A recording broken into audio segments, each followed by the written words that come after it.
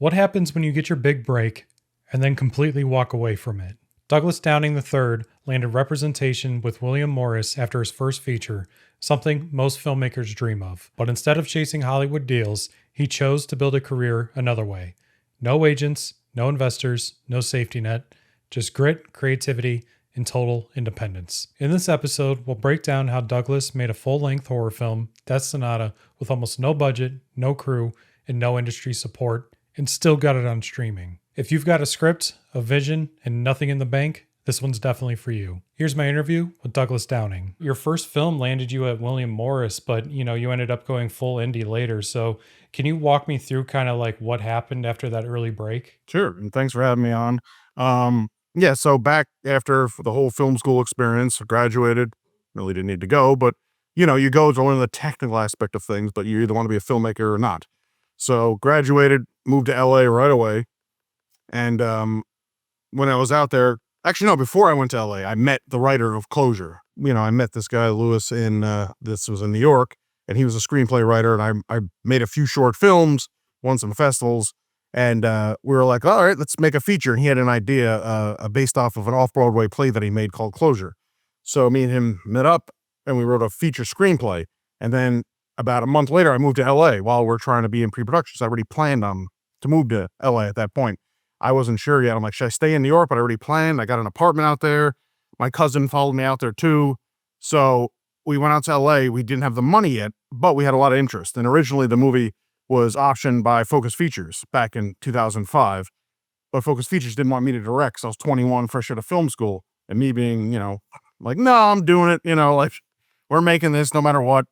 So they dropped us, and we had to try and find a budget again. So we did. I went to Vegas with my cousin, met this guy. He's like, yeah, I like the sound of that story, Closure. I'm like, all right. So we raised our money there, much smaller budget. I think we made it for 30,000. The original budget was 1.2 million. So I ended up making it for 30,000 and made it, had to fly back to New York like 6 months later to make the film. And there's such a long story just in that film, but like we had pretty much some decent talent attached. They all dropped out when Focus Features dropped out. So we just had to literally struggle to do a casting call in New York City. So we just hired a bunch of unknown actors. So we did, made the film for 30,000.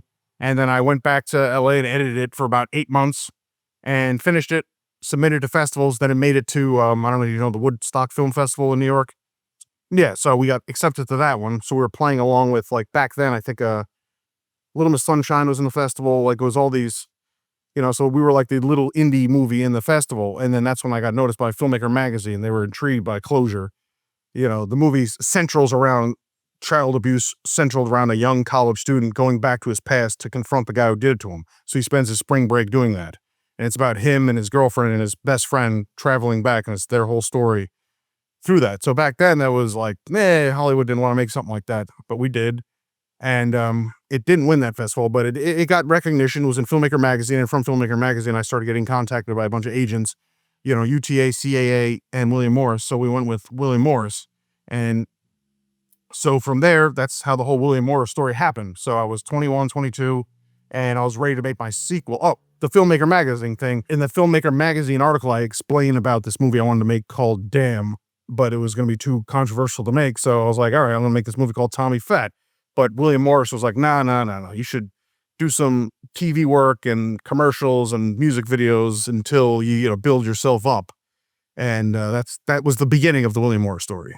Again, I got more to say about it, but you asked how I got to it. That point was Closure that got me there.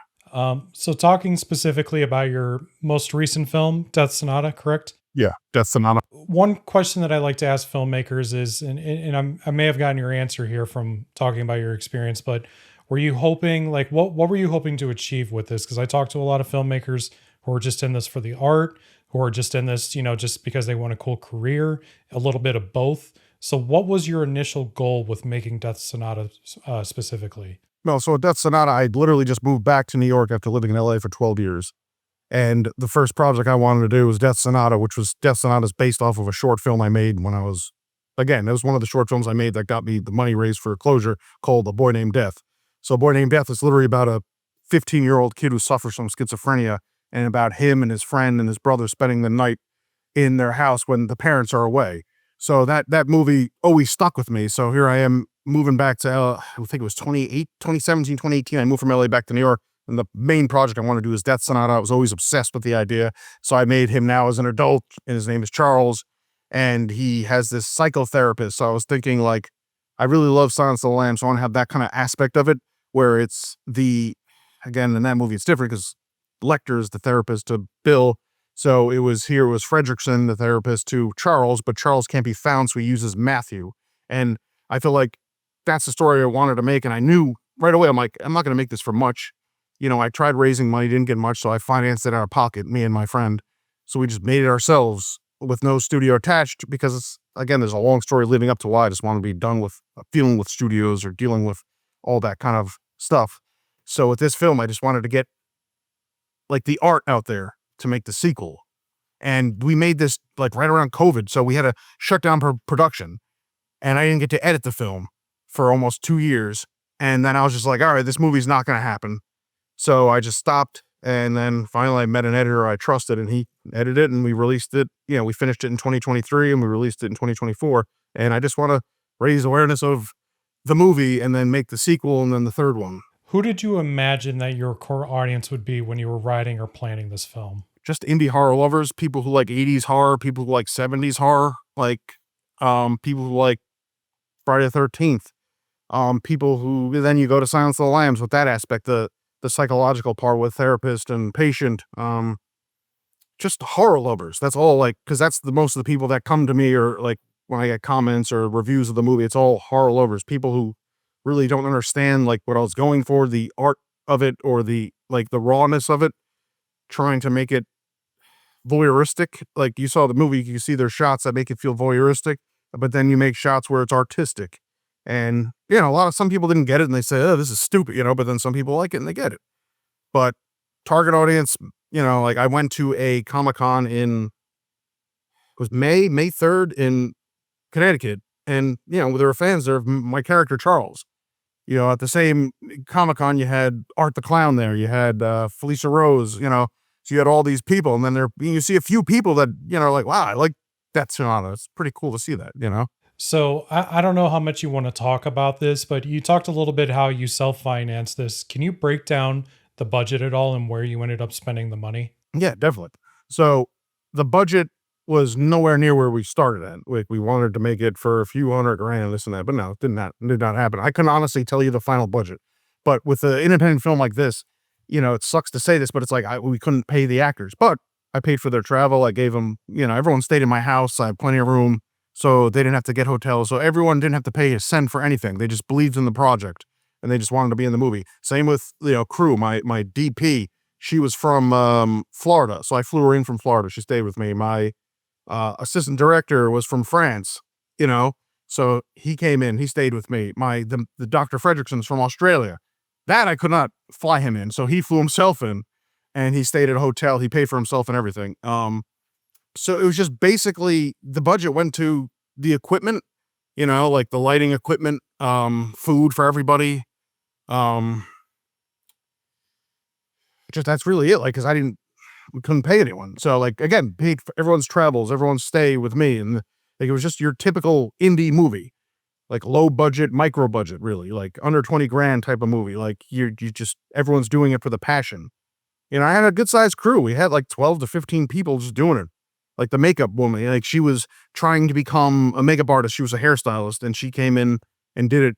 I obviously I paid for like all the stuff for her to make the equipment, and like the like, if you see like the blood splatter and stuff, she built that stuff, out of nothing pretty much. So it was just literally string bun, like, yeah, it was just a tiny budget, and we did, like, and I think some of the practical effects came out pretty good for having no budget, really. What would you say were some money-saving tactics that you used to keep the budget down? Aside from what you've already talked about, obviously. Honestly, it's just pretty much what I talked. Like, there was no plan because we didn't raise the money. We already set the day we're shooting. We already had everyone hired. So I just had to do it off. Like, every day was a different day. I had to do something to, oh my God, this person needs a train ride from New York City. So got to get them a train ride here. Someone needs an Uber from New York City or Brooklyn, or it was just little things off the cuff like that. Like, my DP had some problems, so I had to help her with that. Like, Like there were just like things every day coming up. It was not like we planned anything. Like we tried planning it. And another thing is my original DP, I had to fire her like a week before production because I just didn't trust her. Like something about her. My partner was like, yeah, man, she's not really like, I guess that would be a budget thing right there because she just wanted, again, nothing wrong with that, but she just wanted me to pay so much for her travels and hotels. And I said, I can't do that. I'm sorry. And the other DP, I'm like, I got spare bedrooms. Just come. I pay for your flight. I got 10 people staying in my house. So let's all just make a movie together. It's like again, this is the typical independent film. Like I've done this before at indie films, but doing it now later in my career, it's like, I don't care. I'll do it because I want to make this movie happen. If you don't do it, then it's not going to happen. What were some of the other ways that you tried to make or tried to raise the money, but why didn't it work out or why didn't you think it worked out? I basically just did the whole Indiegogo. I don't even know if that exists anymore. I did all the crowdfunding stuff. Didn't work. I think we raised like $100. Um, I said, at the end of the day, I'm making this movie no matter what. If I don't raise the money, I'm going to finance it myself. And after a time, I'm like, how long am I going to wait? So we did like 3 months. We tried raising, got nothing, no interest. So I just said, let's just make this movie, because again, I probably could have waited longer, but I didn't want to wait. I wanted to make it. Was there any parts of the film that you were kind of surprised that you were able to get for free or very cheap? Yeah, pretty much just like some of the like, I don't know how you felt about the effects, but I felt like some of them came out pretty good for no effect. Like the intestine scene came out pretty good. The throat scene, the head bashing scene, like just the effects, the practical effects. We all had to work together because she was new at this, and I worked in violence on movies before, so I kind of knew what I was doing. So I felt like that we really got good out of it, and the guy playing Fredrickson, the main doctor, like the fact that he was pretty well known in Australia actor, and he really never did anything in America. So I found out about him because he was auditioning for it. I'm like, who is this guy? Because we did have an actual decent name actor who was from LA who was going to do it, but he screwed us over and he was going to come and do it. And then I'm like, all right, let's make this actor character British then. That's what we kept with the Australian accent because he was trying to do like so anyway, that really was big for me because he was a good actor. He was, not as well known, but he was, he had, I don't know, he had experience. Everyone else really didn't have much experience as the actor wise. They're all young actors coming out of nowhere. I had my cousins, like a lot of the people who don't even have lines are like my cousins. So you just had to use what's around you. I had to use my house in some scenes. I had to, I think my house I used as like 3 different locations. Like each room looked different, had a decorated set decorate.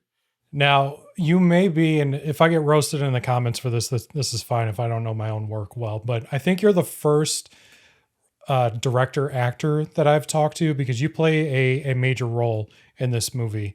Now, was that out of necessity or is that because you wanted to be a big part, a big acting role in this movie? Honestly, I just in my head when I was writing it because I just felt like I like I said, I just came back from LA. I wanted to let out some steam, and I've never acted before in my life except voice acting. I don't know if you saw my cartoon. I did voice acting a lot in LA as well. So I never been on screen though. And I just felt like I could play Charles. I can be this big brute who can just destroy the people, and I can have some drama on me. Like if I did good, I did good. If I did bad, I did bad. I don't know. Like I just did what I could do. And I always planned on playing it.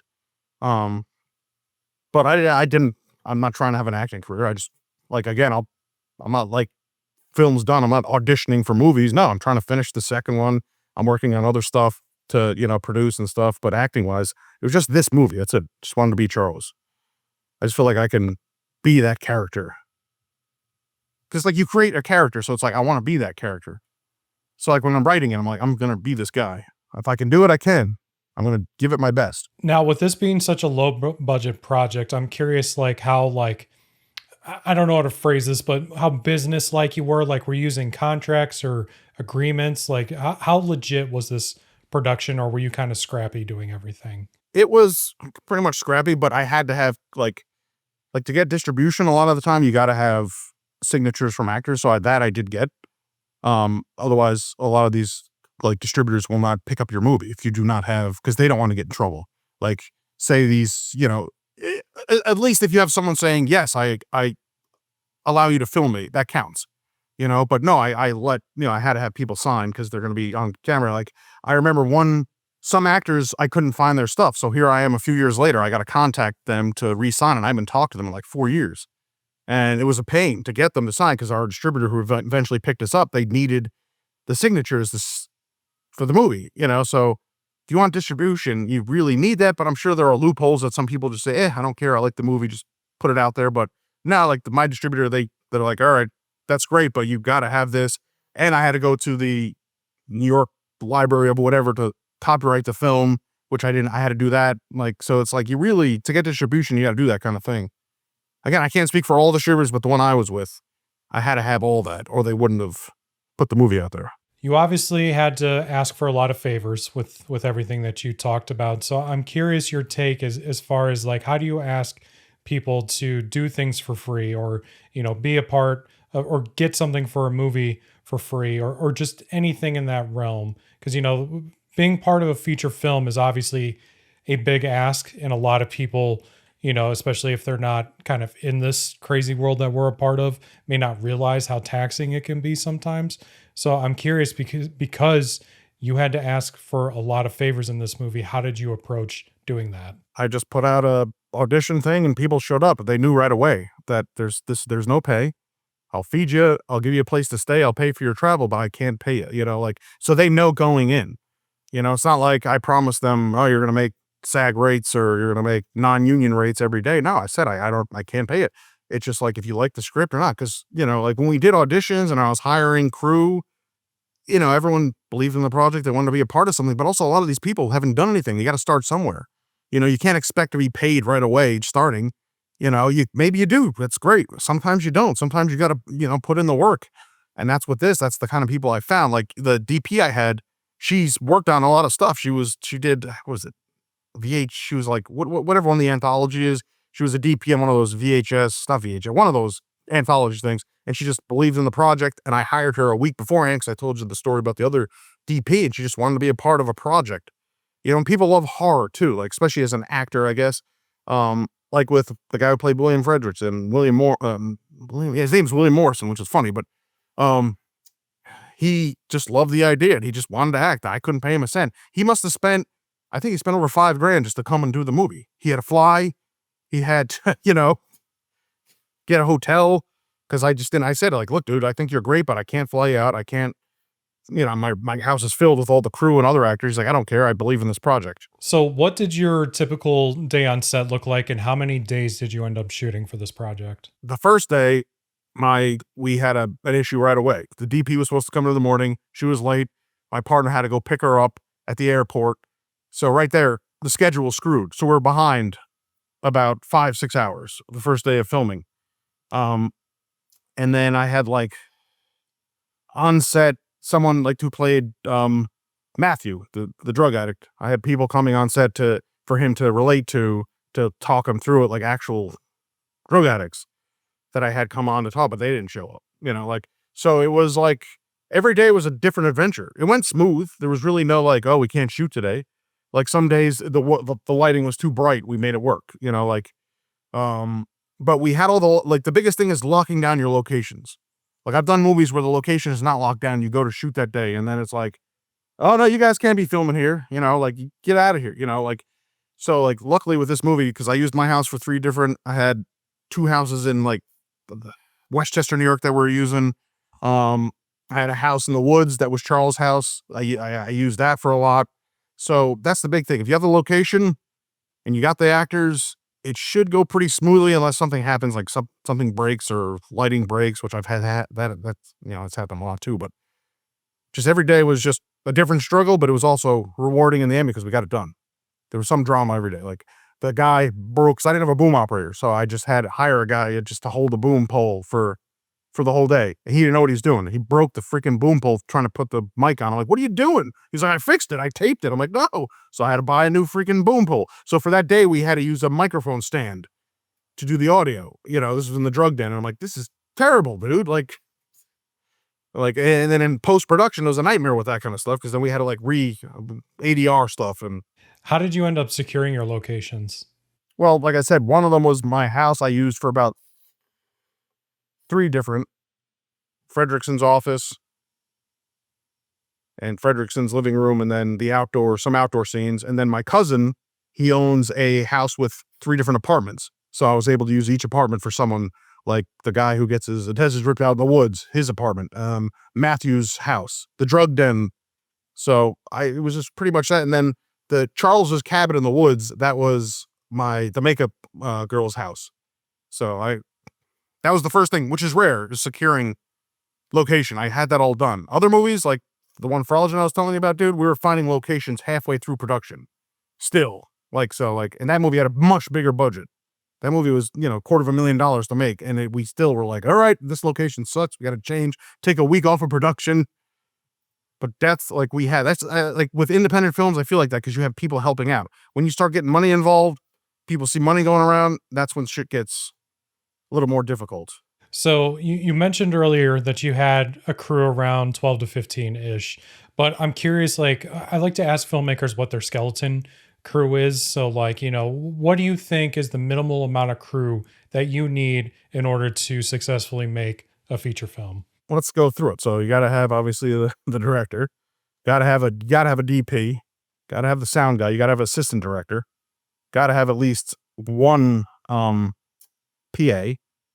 Obviously got to hold the sound.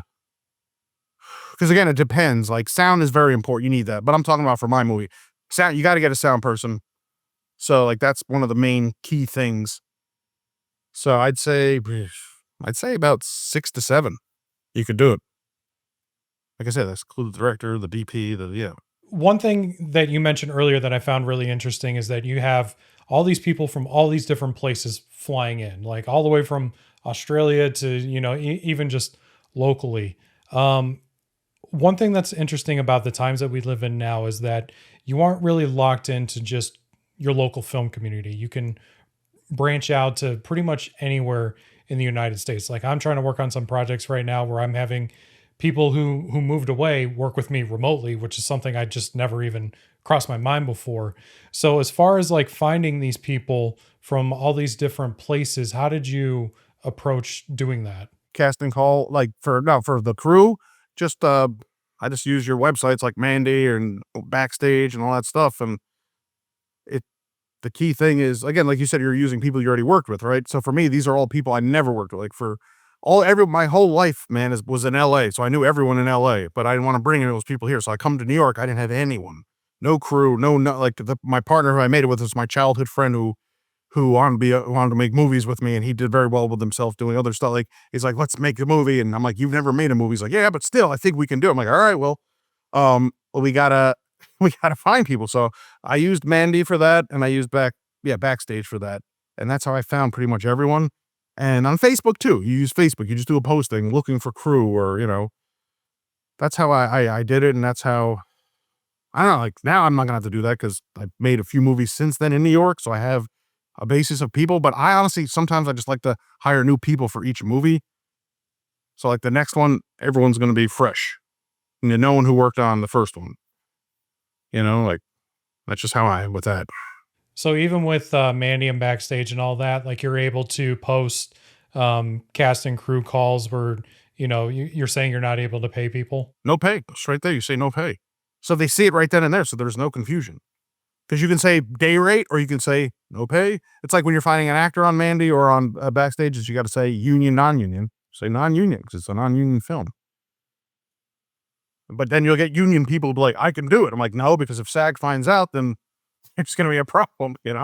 One question I really like to ask filmmakers, especially, you being in the horror genre, are there any particular tricks and such that you use to make your smaller production feel large? It's again, locate, like if you have a good location, like I feel like with this movie, Charles's house was a good location. Like the beginning of the film when he was just walking, just Gabriel gets dropped off the car, he's walking through the yard, and then you see this big, abandoned barn in the back, and he no budget with that. We found it, and that really helped the movie's production value, I think. But at the end of the day, it's also getting a good editor who knows how to make it look better than it actually is. Like if you look at the raw footage of shit, it doesn't look good. Like it's like, man, this ain't gonna work.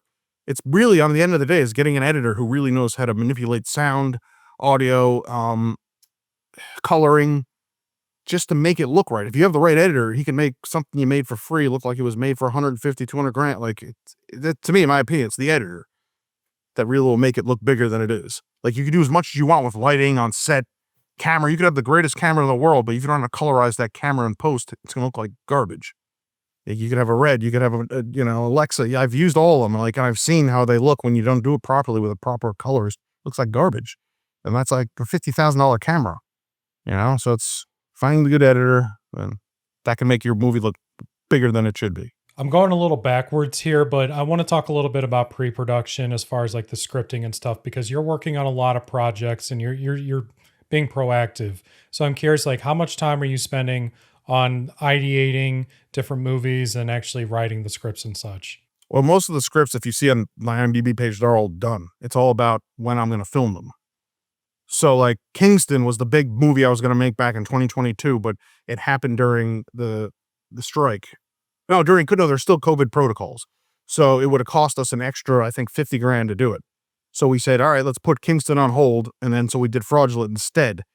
And we were able to do it non-union. So it's just, after that, things just went like, everything went out of sorts. So I didn't know what to do next. All the scripts are done, but it's like, what movie? Now it's like, what can we afford to do? Because all these movies we're financing, we're not having studios help. We're doing it. We're putting the money in.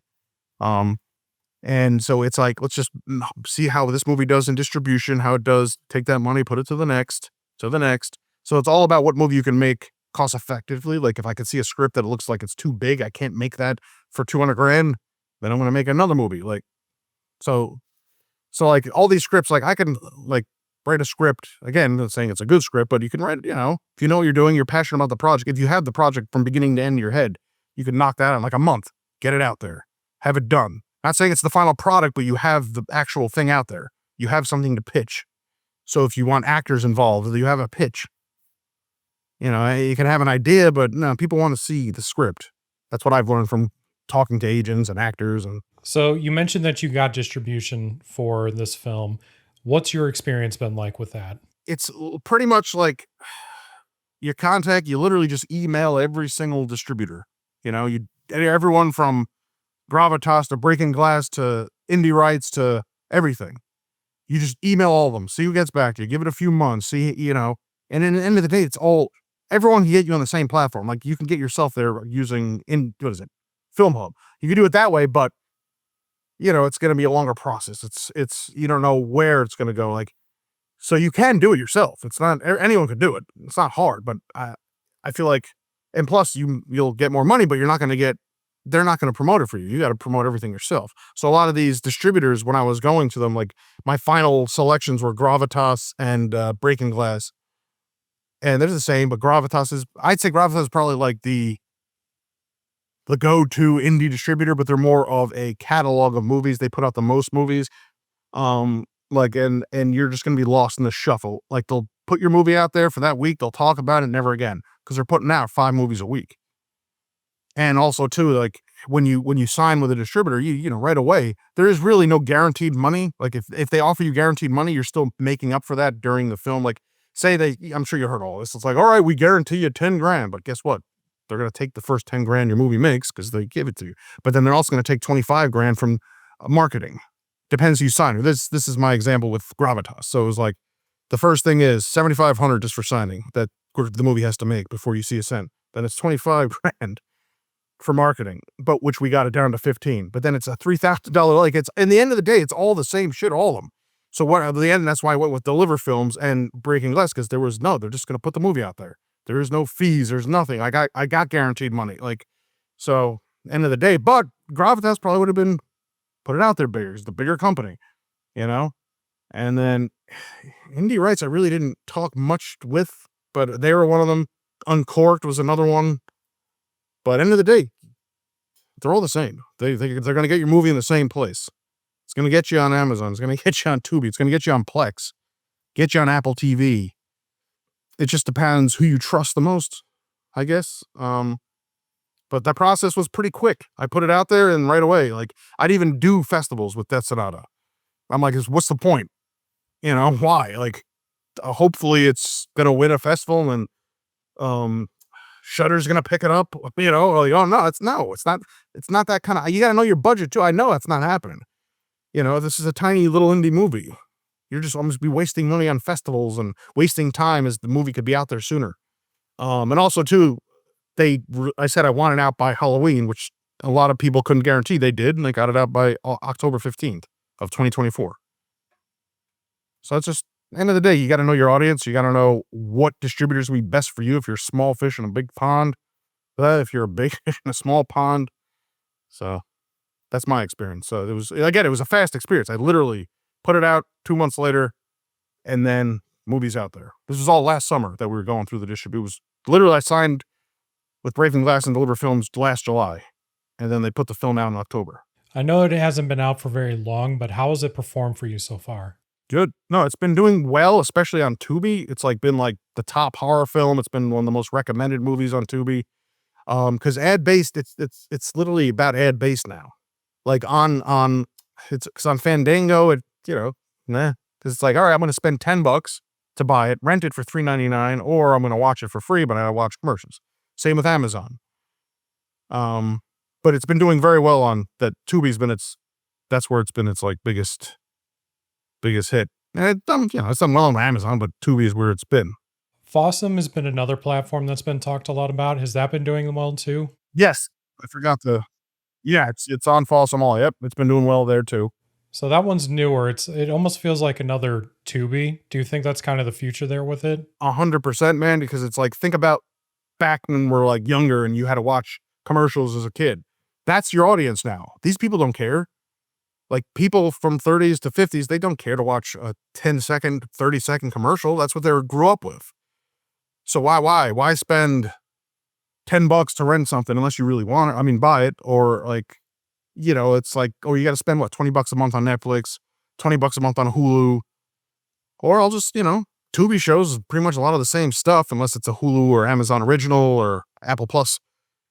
But that's why it's growing. That's why there's over 250 million subscribers on Tubi. I don't know if that's correct, or maybe 100 million or whatever. Fossum is new. It's already got over, I think, 2 million. So they're growing. Plex as well. What's the other one? Roku. Roku's another one. Roku's got 50 to 100 million subscribers. People are watching stuff for free. The stuff now, it's if it's in theaters or if it's only on a big budget movie, that's how you're pretty much watching on Amazon. Because otherwise it's going to go to Tubi. It's going to go to, it's going to go to all of them. You got the proper distribution. What's been your marketing strategy? For this, I got kind of lucky in the beginning because, Dread Central, they saw and they liked it, so they've been pushing it a lot.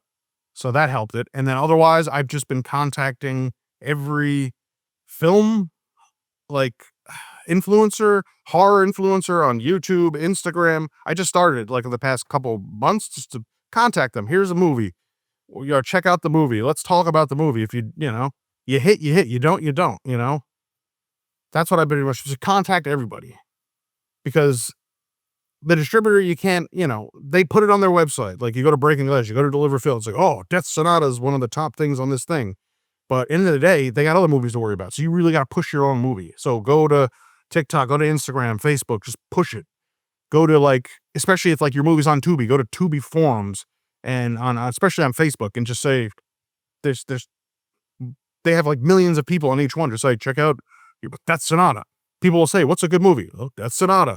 So you spend 20 minutes a day doing that and just reaching out to people, sending screeners, if they don't want to watch it or pay for it. All right, here's a screener. Go watch it. Were there any reviews that you feel particularly helped you out? For my film, I reached out to a bunch of places. You talked about reaching out to influencers, but as far as old school written reviews, was there any strategy there? Not honestly, no, not really. I didn't really reach out for that aspect of it. I most of my reviews are on IMDb, people reviewing it, or some websites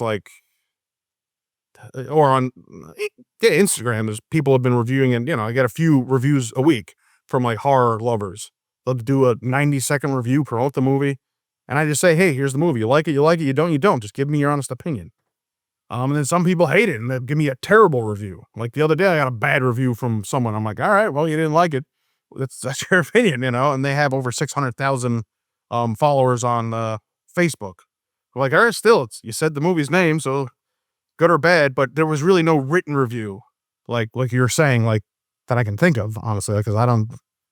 Yeah, I'm really curious your take on this since you have reached out to a lot of influencers, kind of flipping it a little bit, because one of the reasons I started this channel is to get eyeballs on my projects, right? Like it's great that I can help people, it's great that I can help other filmmakers like yourself, but at the end of the day, like I started this as an outlet for people just to be aware of who I am and what I'm doing.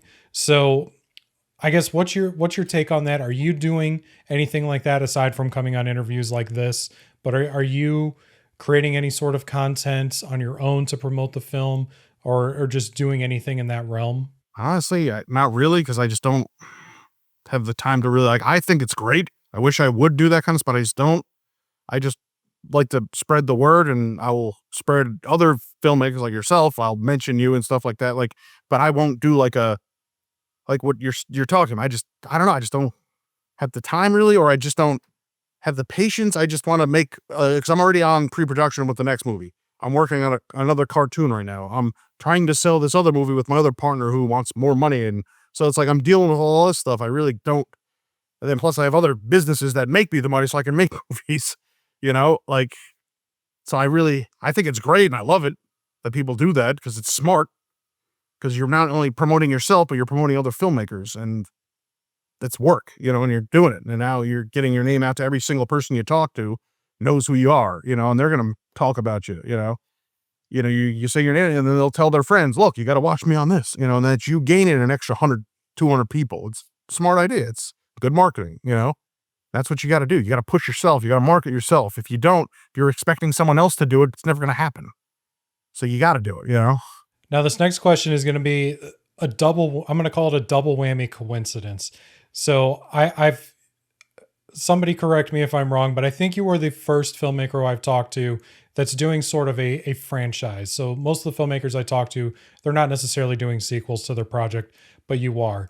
Now, I think that's really smart, especially in like the horror niche genre, because you're able to build a fan base. And with filmmaking and such, it's hard. Like if you're making a new movie, then you have to build a completely new audience. So now I'm starting to understand why Hollywood does the things that it does, right? But you have people, and this is where the coincidence comes in because A, you're in New York, and B, you made a horror film.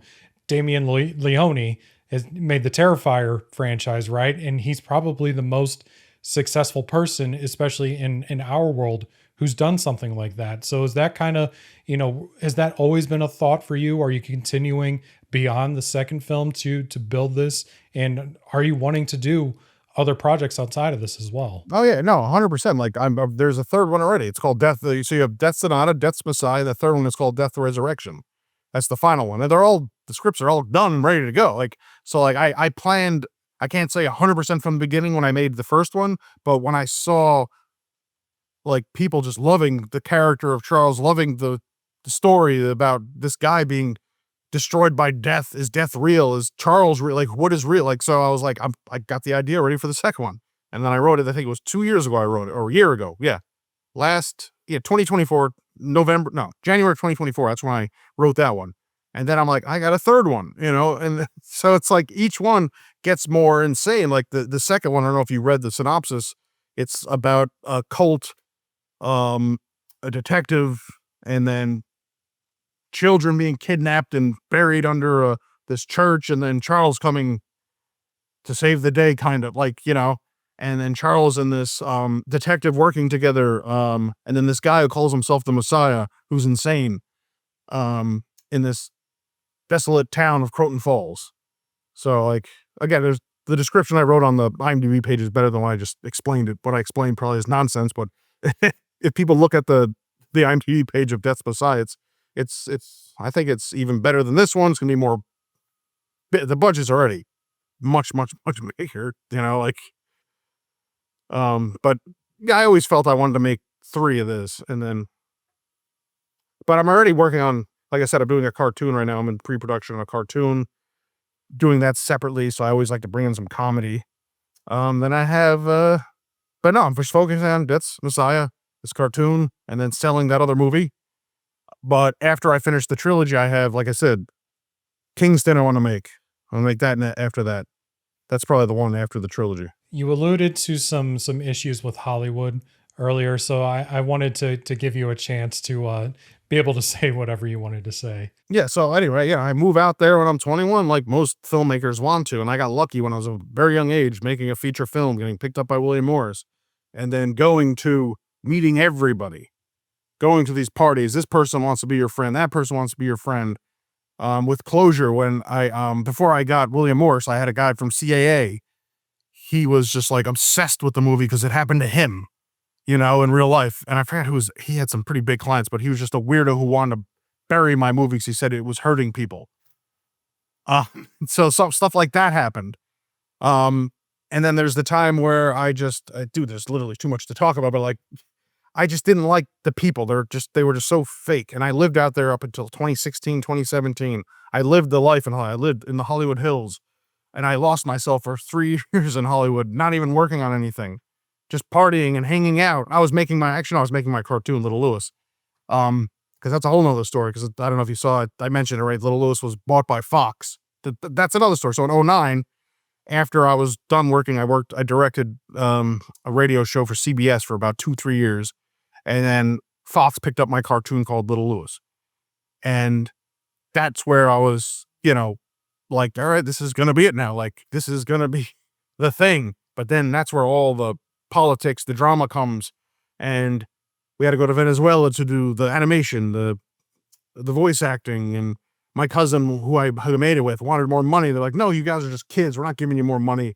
And then we're like, all right, fine, we'll take it. And they're like, no, sorry, we already picked up another show, Bob's Burgers.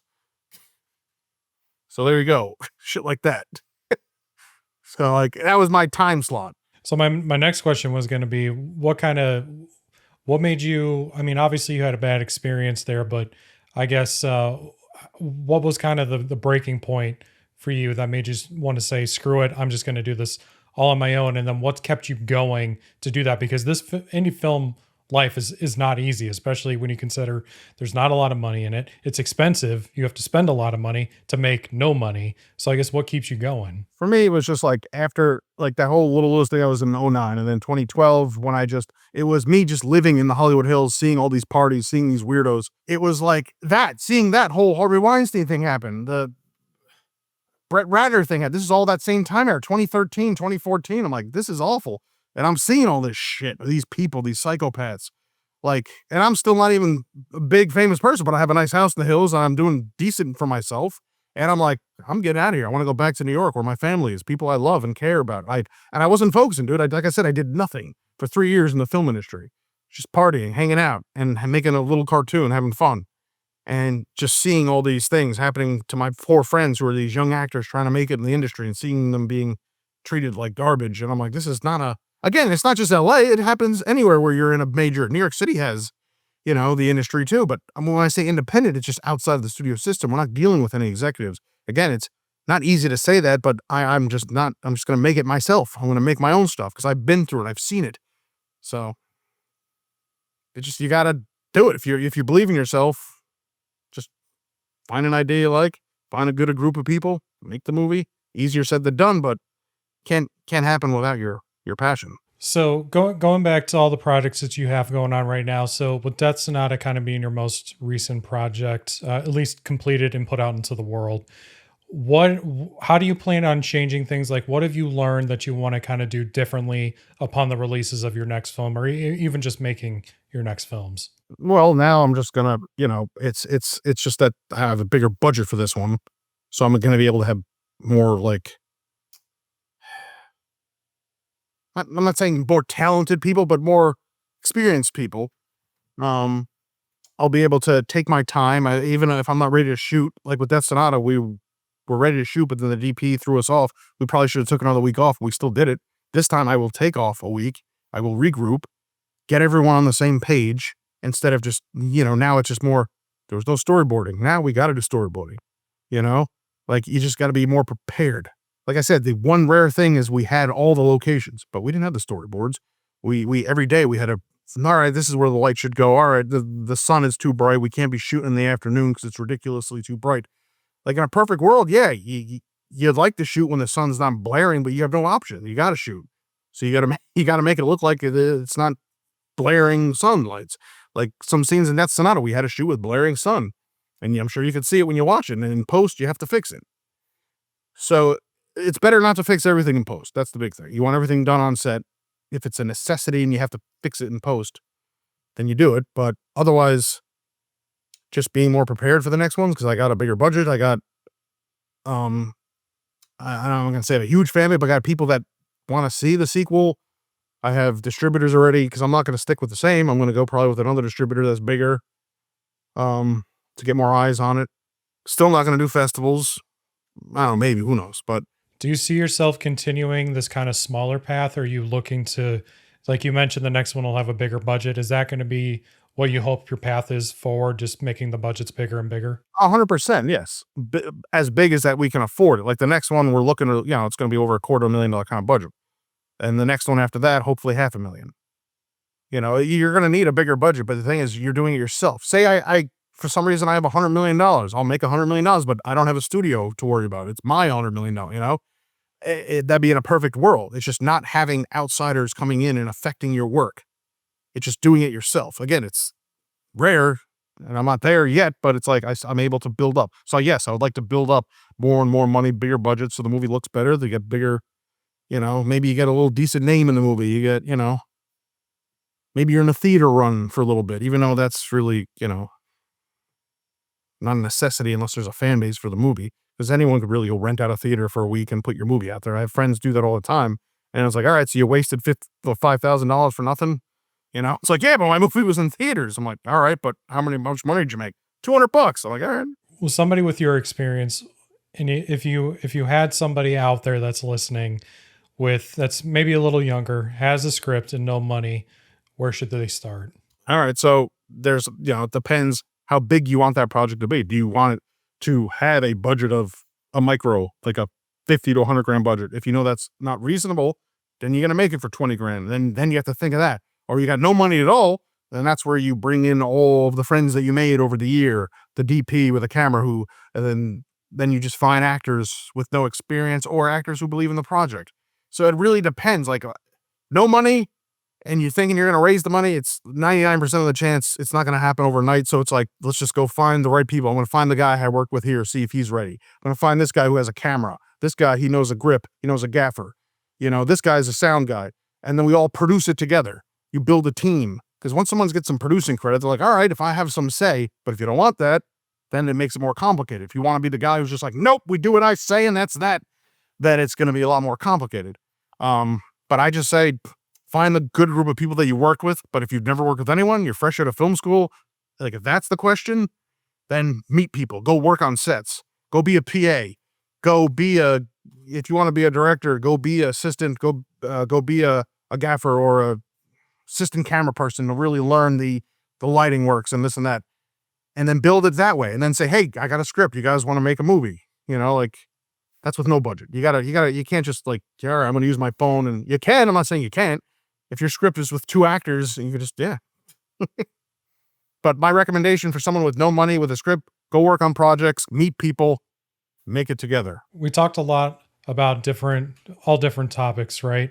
But I'm curious if as we wrap up here, is there anything that we didn't talk, whether, it's about your own projects or maybe anything filmmakers need to hear from your personal experience that you'd like to share? Don't sell out. It's easier said than done. Like early in your career, you'll just keep working for free. And then you're like, it's going to pick up one day, right? Oh yeah, I'll work on this. I'll direct this for free. This little commercial, I'll direct this for free. It's fine at first to build yourself a reel, but when you're 2-3 years down the road and you're still trying to do it, don't. Give yourself worth, like build that reel. Go find a job that is going to pay you. Cause in the beginning of my career, I was like, yeah, I'll do this for free. I'll do that for free. And then after a while, I'm like, no, I'm not doing this for free anymore. I'm going to, I'm going to charge. I'm going to, again, there's so many more stories I have to talk about where all that kind of stuff parlayed to. Cause, I had my first start in LA was this. I moved out there and I started this is before YouTube was big. This is like 05, 06, called You Are Gen Y. I had a crew of 15 people. And it was literally everything in YouTube. We had a news show. We had a sports show. We had comedy sketches. We did everything. We were a bunch of kids. We're 21. We're called about Generation Y, what is it? What is it? Millennials, that's what we were.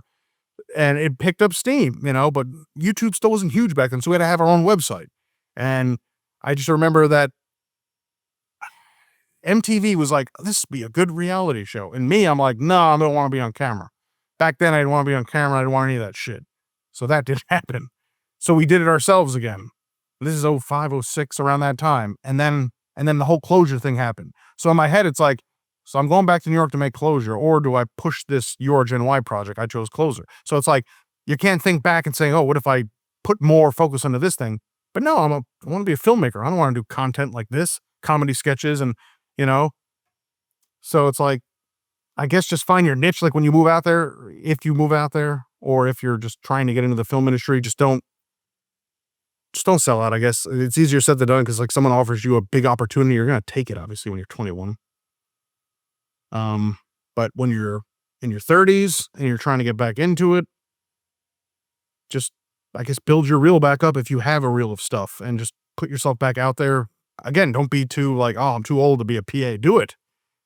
Go do it. Get yourself back out there, because people take time off, because people have to make money, because there is no money in the indie filmmaking. It's rare. Like the people you hire make more money than the people making the movie, because the people making the movie are financing it. You mentioned wanting to build up your budgets over time. So I guess, what does your dream project look like? It would be just a crime drama. I always wanted to make, called Last Day. Again, I have that on my IMDb too, because it's in a script done. It's called Last Days of Innocence. That would be my dream project. Yeah. It's been my dream project since I was probably 20 years old, 19 years old. And I knew I would need a bigger budget. So like when I finally finished the script and I got interest into it the past couple of years, I have decent amount of money. I can make it, but not the budget I want to make it perfect the way I want it to be. So that's a movie I could probably make it, but no, it needs a bigger budget. I want it to be perfect. So that's something that I'll wait 20 years to make if I have to. Douglas, thank you so much for coming on and sharing all of your knowledge and definitely unique stories that you've gathered here over the years. Where can people watch Death Sonata? Where can people learn more about you? Go ahead and promote anything that you want to promote. Yeah, so people can watch Death Sonata on either Amazon, Tubi, Plex, Fandango, Fossum, Apple TV. It's all over. Like if you want to watch it for free, yeah, Tubi, Plex, Fossum. You can go to my Instagram. It's at DC Downing 3. My IMDb page, Douglas Downing III, so you could see more of my projects that I'm working on coming up. I have about 5, 6 in pre-production right now. I have a project called Fraudulent Conversion that we're in almost a year of the distribution phase, which we've gotten offered many distribution, but we've just been turning it down because we want more of it, because it's that movie we made for like I said, much bigger budget. And then you can look at my past stuff. You watch Closure. It's for free on YouTube. That movie, I got the distribution rights back in 2016. And I felt the story is so important because it dealt with child abuse. So I put it on YouTube for free. My documentary, Mission Guerrero, where I went to Mexico, that's what really got me back into the passion of wanting to be making more movies. And it's about my friend who's a dermatologist. And he went and did free skin cancer surgeries for all these farmers, Mennonites, everyone in Mexico. Like, it was a great experience for me. It was very dangerous because we were around the cartels and the whole, that's not in the documentary, but the documentary is more about the positive, not about the shit. The stuff we went through was crazy. And then my cartoon, Little Lewis, the one that was picked up by Fox and then dropped by Fox, and we made it ourselves. We made about, I think, 10 episodes. So you could just go to YouTube, type in Little Lewis. It's about a little Latin kid adopted by a rich white family. Yeah, I guess that's really what I got to say. I want to give Douglas another huge shout out for coming on the channel and sharing his story. I mean, it's definitely interesting how he started his career in Hollywood and then decided to backtrack a bit so he can just go into business for himself. He and I talked for a little bit after the interview, and his story is just wild, and I definitely respect how he is approaching things. Him and I are definitely approaching things in the same way. It's interesting to see how a lot of filmmakers like us all have a similar story, but just kind of a different flavor, if that makes sense. We're both very entrepreneurial. We both want to make films independently and for ourselves. So I'm glad to see that he's been able to make that dream happen. If you found this video useful, it would mean the world to me if you would like it and would subscribe to my channel so that way we can get these videos out to more people. If you want to help support me directly, my feature film, Cashing Out, is available on many different platforms that you can find at cashingoutfilm.com or in the link in the description below. And of course, I will have another couple interviews linked on screen here somewhere if you're watching this on YouTube, if you would like to watch more awesome interviews just like this one. Thank you so much for watching, and I'll see you on the next one.